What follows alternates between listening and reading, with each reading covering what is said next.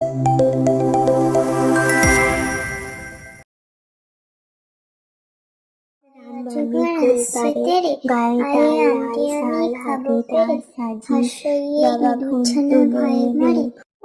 মা, কালকে নাকি বড়দিন।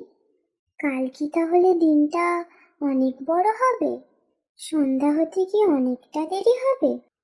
না না, যেমন দিন হয় তেমনই হবে।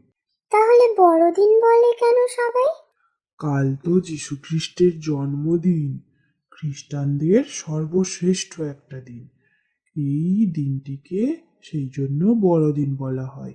আমরা যেমন দুর্গাপুজোতে অনেক মজা করি, আনন্দ করি, তেমন ওরাও এই সময় খুব মজা করে। চারিদিকে লাইট জ্বালায়, সুন্দর করে বাড়ি সাজায়, কেক কাটে, আরো কত কিছু করে। বাবা, আমাদেরকে কিনবে না কালকে?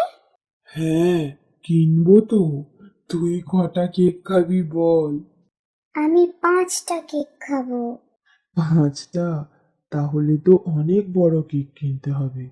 কাল বাড়িতে যারা যারা আসবে তাদের সবাইকে কেকও দিতে হবে।